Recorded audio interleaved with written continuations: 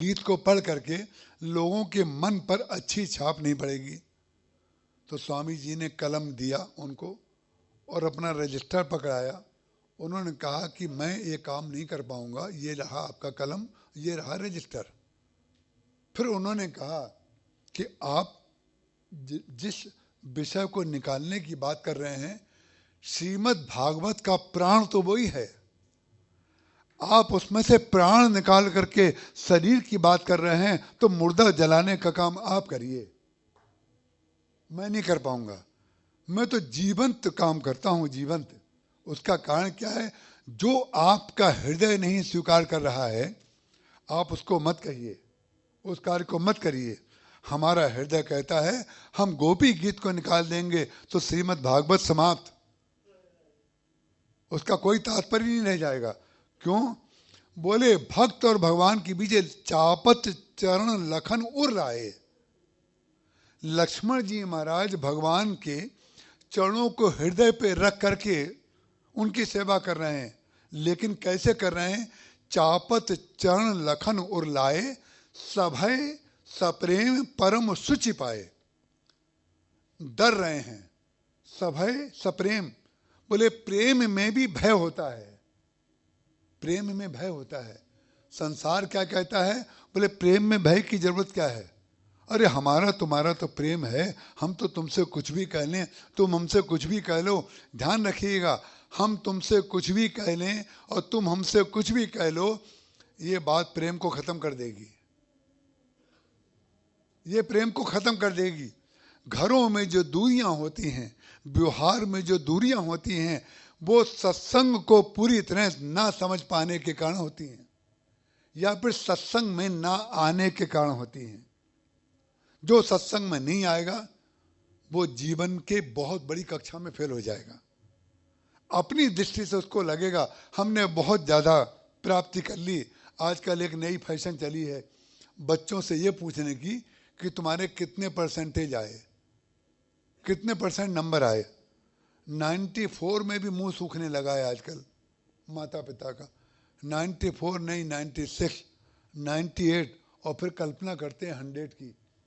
लेकिन विचित्र बात है, हम आपको ये बताना चाहते हैं, आज तक संसार में जितने लोग जिनको आप जानते हैं बहुत विशिष्ट रूप में, चाहे वो साहित्य के क्षेत्र में हो, चाहे ललित के क्षेत्र में हो, चाहे उद्योग के क्षेत्र में हो, चाहे अर्थशास्त्र के संदर्भ में हो, चाहे ज्योतिष के संदर्भ में हो, चाहे अध्यात्म के संदर्भ में हो, जिनको आप शीर्षस्थ मानते हैं, उनमें से एक भी व्यक्ति 100% वाला नहीं है।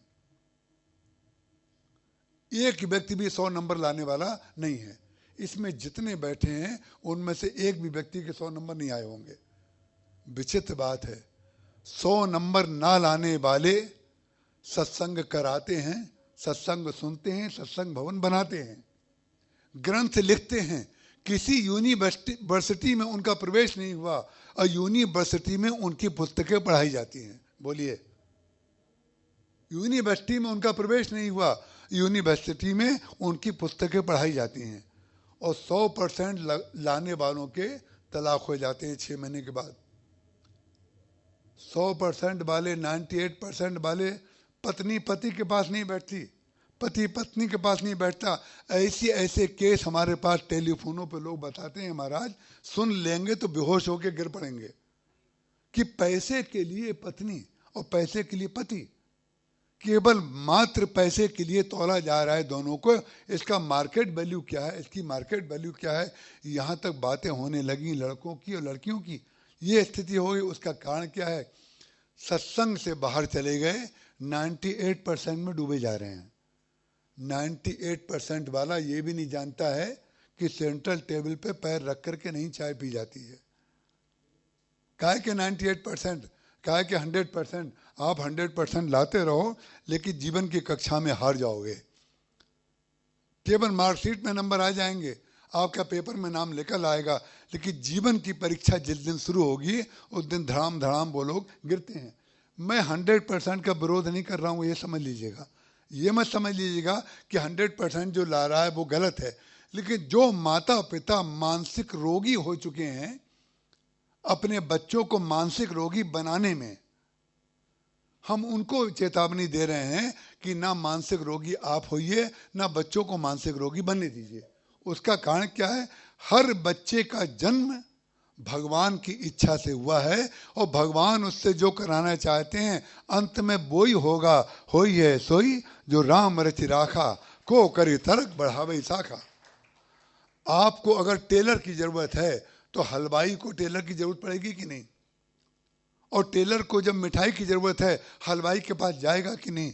श्रोता को वक्ता की जरूरत है तो श्रोता वक्ता के पास जाएगा, वक्ता को श्रोताओं की जरूरत है तो वक्ताओं को श्रोताओं को देख करके वो प्रसन्न होगा। जीवन में जब तक हम अपने सामने वाले को अपना पूरक नहीं मान लेंगे, पूरक मानेंगे, तो हम थोड़ा उससे डरते रहेंगे। कहीं जो वस्तु हमें मिल रही है वो मिलनी बंद ना हो जाए। चापत चरण लखन उर लाए, प्रेम तो इतना है कि अपनी छाती पर भगवान राम के चरणों को रख करके दबा रहे हैं। लेकिन सब है सप्रेम परम शुचि पाए।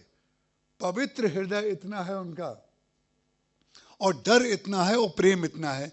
प्रेम, पवित्रता और डर, ये तीनों बिल्कुल अलग अलग ट्रायंगल है। ये ट्रायंगल तीनों अलग अलग दिशाओं में जा रहे हैं, लेकिन इसी ट्रायंगल का जो मूल होगा वो तो एक ही होगा ना।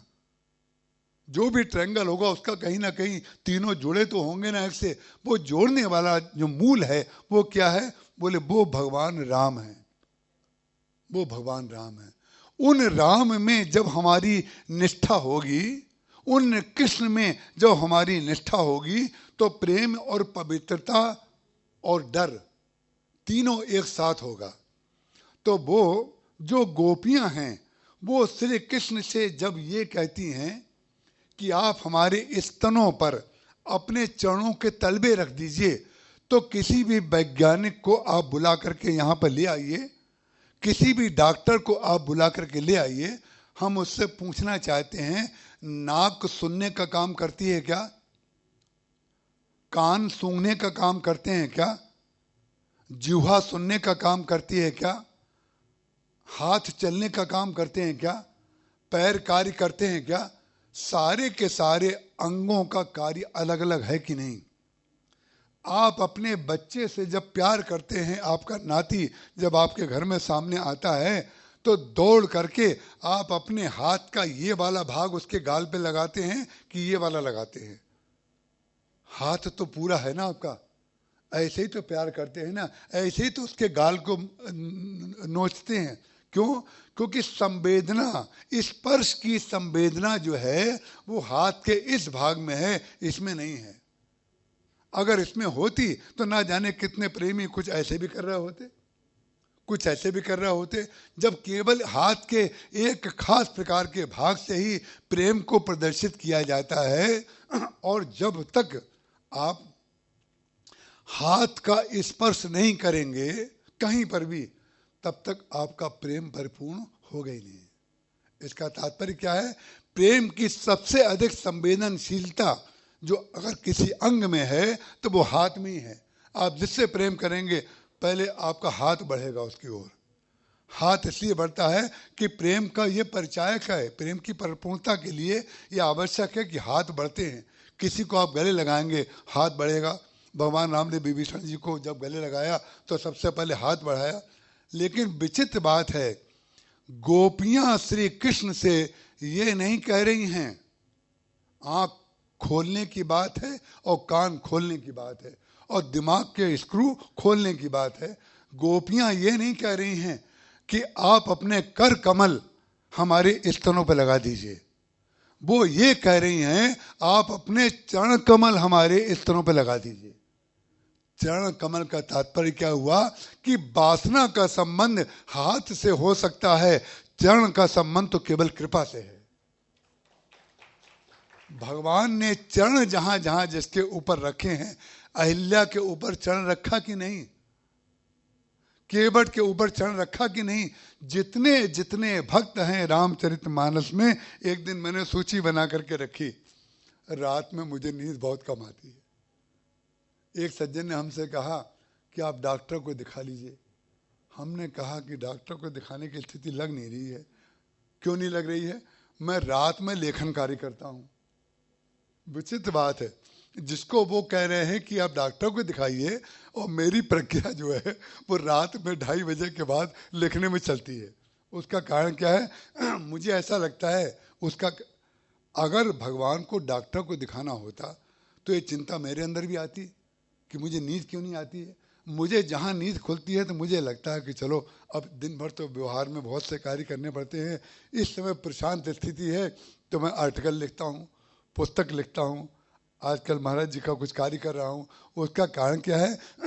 जब भगवान आपसे कुछ कार्य कराना चाहते हैं तो वैसी मनस्थिति और वैसी परिस्थिति और वैसी भाव स्थिति सब की सब करके दे देंगे, आपका तो केवल हाथ लगेगा, उसमें कुछ नहीं, वो करना सब उनको है। इसीलिए सबके अंदर अलग अलग प्रकार की योग्यता, और गोपियों के अंदर जो ये भाव आ रहा है, आप कल्पना कर सकते हैं कि जैसे भौरा मकरंद का सेवन करता है अपने डंक डाल करके, उसी प्रकार से ये गोपियां किनके ऊपर कृपा करना चाह रही हैं?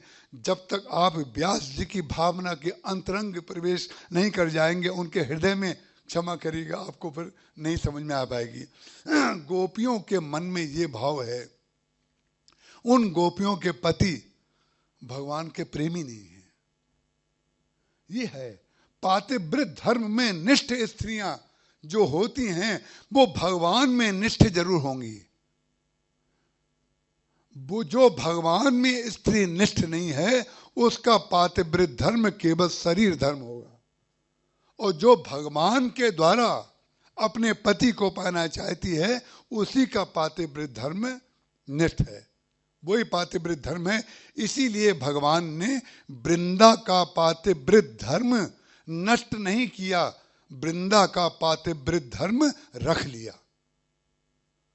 जो लोग कहते हैं वृंदा का पातिव्रत धर्म नष्ट कर दिया, ये तो संसारी दृष्टि है, क्योंकि संसार जो है विकृति से पैदा हुआ है और विकृत पैदा हुआ है।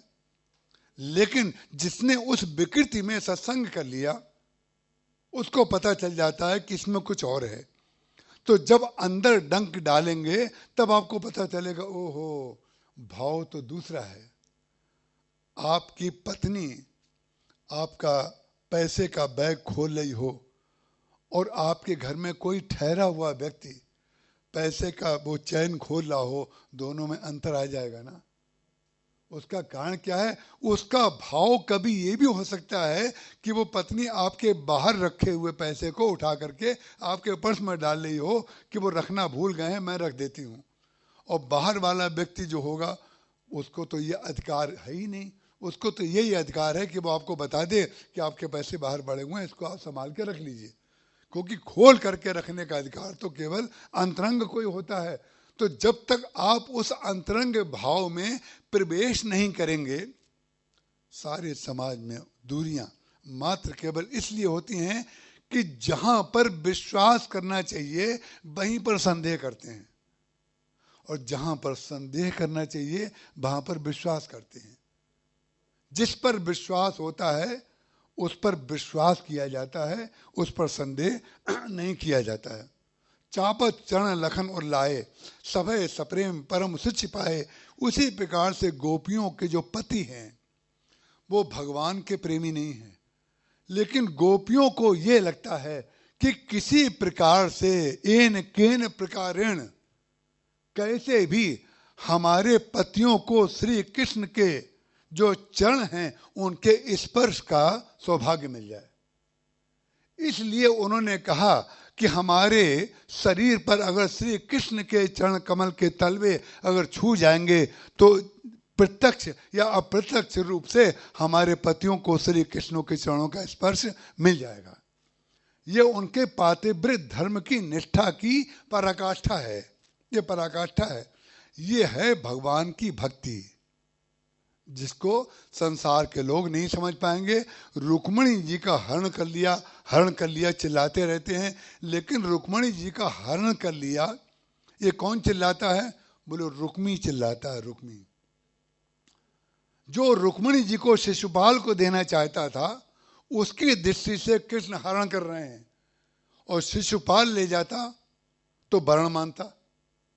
शिशुपाल को अगर वो दे देता तो वो कहता इन्होंने वर्ण कर लिया, और जोर जोर से चिल्ला करके जब से कृष्ण ले जाने लगे तो परिणाम क्या हुआ, जब ले जाने लगे तो चिल्लाया, अरे कृष्ण ने हरण कर लिया, हरण कर लिया।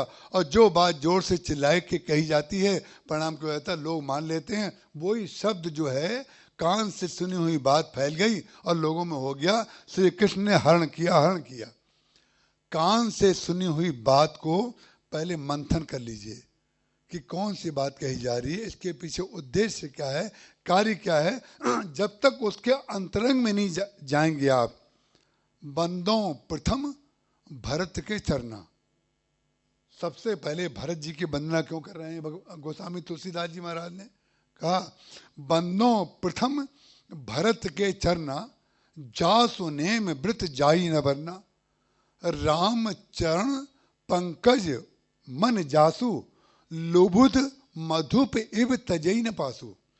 बोले भरत जी की प्रथम वंदना, केवल प्रथम वंदना कर रहे हैं भरत जी की, लेकिन गोस्वामी तुलसीदास जी का जो इष्ट है वो राम है। भरत जी की वंदना फिर पहले क्यों कर रहे हैं, बोले भरत जी के प्रति हम इसलिए कृतज्ञ हैं, इसलिए हम उनकी वंदना कर रहे हैं। बोले राम चरण पंकज मन जासु, जिसका मन भगवान के चरणों में मकरंद लेने के लिए हमेशा लगा रहता है। और कैसा लोभी भौरा, बोले भरत जी का मन जो है लोभी है। संसार में लोभ की बड़ी निंदा की जाती है, लेकिन विचित्र बात है, संसार में लोभी लोग लोभ की निंदा करते हैं। लोभी लोग, जो लोभ की निंदा करे वो लोभी है, जो संतोष की प्रशंसा करे वो त्यागी है। देखिए, आप धन का त्याग कर सकते हैं, ये भी सहज है, और आप धन का संग्रह करें, ये भी सहज है। ये दोनों अभ्यास के द्वारा किए जा सकते हैं। आप धन का त्याग कर दें, ना जाने कितने ऐसे लोग होते हैं कि धन का त्याग कर देते हैं, हमें नहीं चाहिए।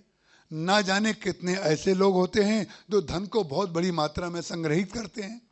दोनों प्रकार के लोग अभ्यास के द्वारा ये कार्य कर सकते हैं। लेकिन मालूम है, धन का त्याग कर देना सबसे श्रेष्ठ बात नहीं है, और धन को बहुत जोड़ ले लेना ये कोई विशेषता नहीं है।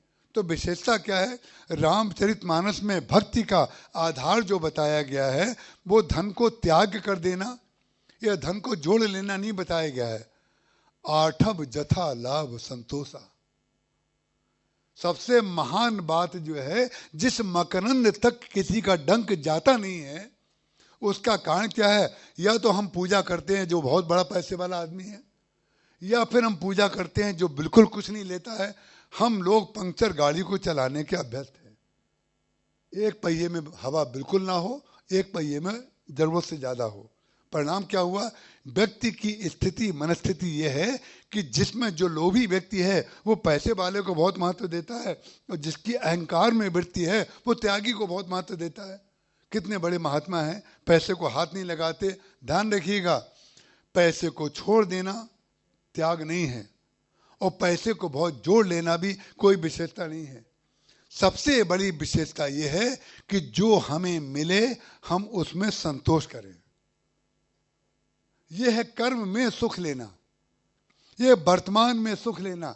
जो व्यक्ति को कर्म में अपने वर्तमान में करते हुए संतोष नहीं हो रहा है, आनंद नहीं आ रहा है, उसको ना कभी पहले संतोष मिला ना कभी बाद में संतोष मिलेगा।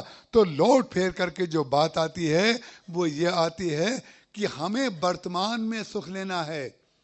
आज जो हमें सत्संग का अवसर कहने के लिए मिला है और आपको सुनने का अवसर मिला है, इसको भगवान की कृपा मान करके बोलना चाहिए और सुनना चाहिए। ना जाने कितने ऐसे लोग हैं जिनको मकरंद परोसा जाता है और उस मकरंद को लेने की इच्छा भगवान नहीं पैदा करते। उसकी तुलना में आप भाग्यशाली ज्यादा हैं कि नहीं?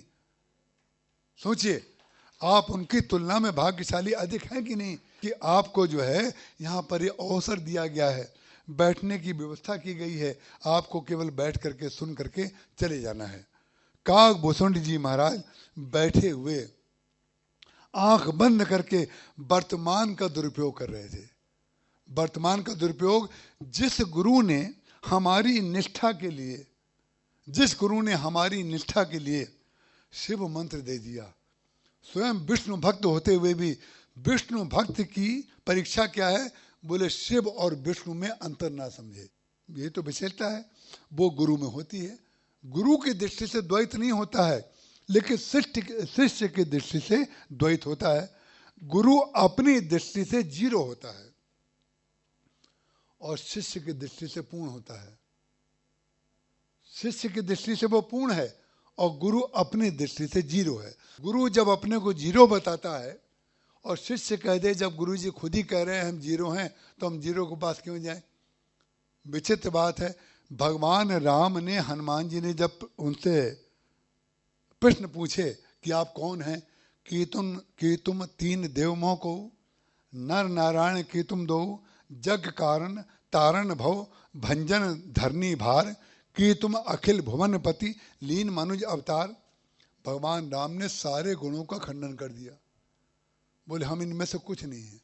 तो बोले क्या है? बोले कौशलेश दशरथ के जाए, हम पे तो वचन मान बनाए, यहाँ हरि निश्चर वैदेही, खोजत विप फ्रे हम ते ही, नाम राम लक्ष्मण दो भाई, संग नारी सुकुमार सुहाई।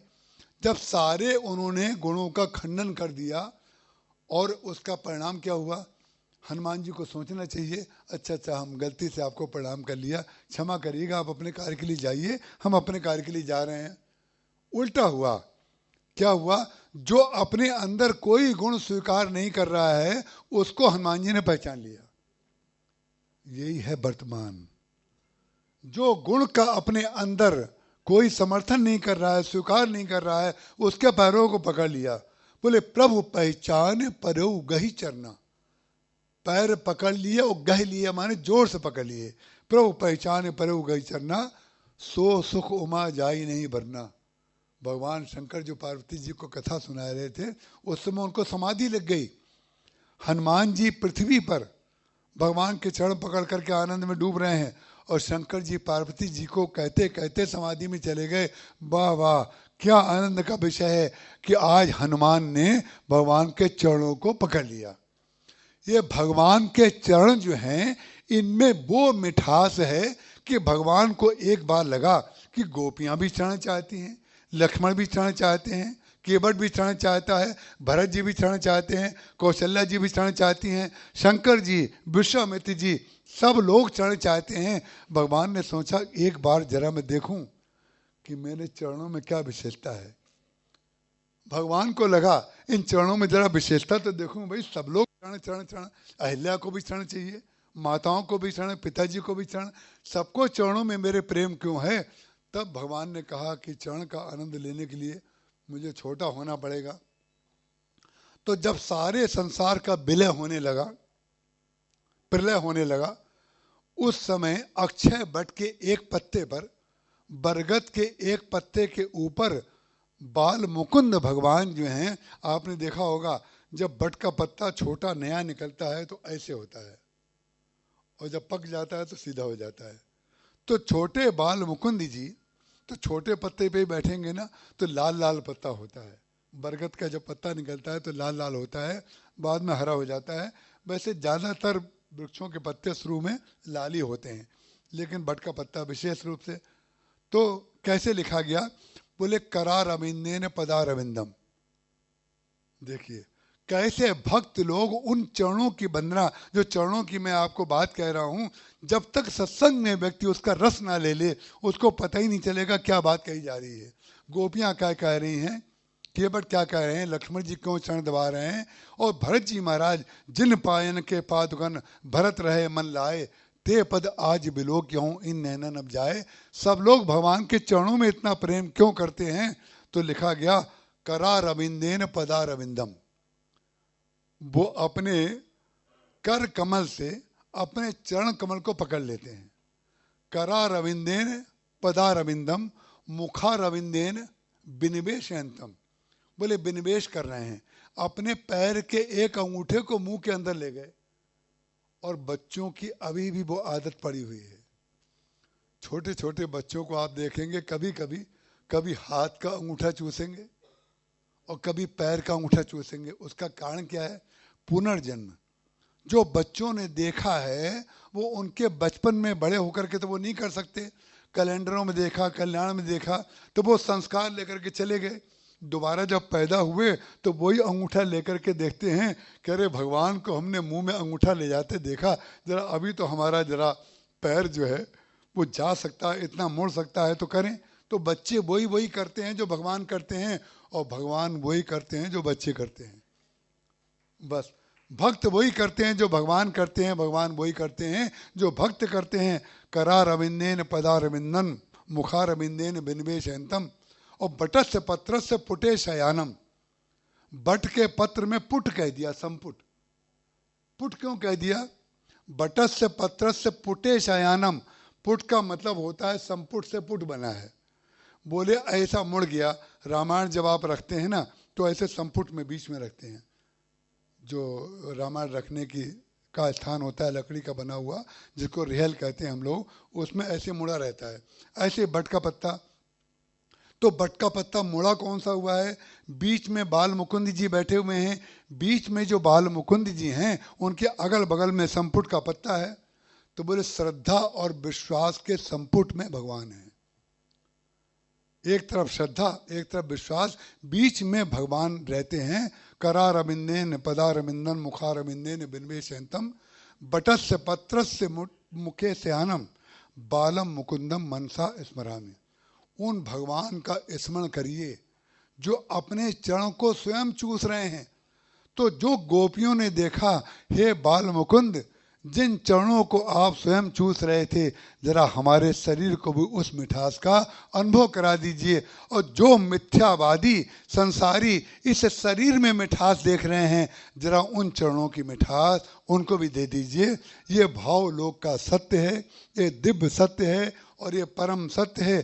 काकभूषुंड जी महाराज ने जो किया वो वर्तमान का दुरुपयोग किया, इसलिए शंकर जी ने उनको शाप दिया। शंकर जी ने शाप देने के बाद गुरु जी ने उनको शाप मुक्ति के लिए नमामि शिमीशानंद निर्वाण रूपम का छंद बहुत सुंदर पढ़ा। शंकर जी प्रसन्न हो गए, उन्होंने काकभूषुंड जी को आशीर्वाद दिया। उसके बाद काकभूषुंड जी महाराज के जीवन में किस प्रकार से आनंद की वृद्धि हुई, इसकी चर्चा हम कल से करेंगे। आज इतना ही। बोलिए सियावर रामचंद्र भगवान की जय।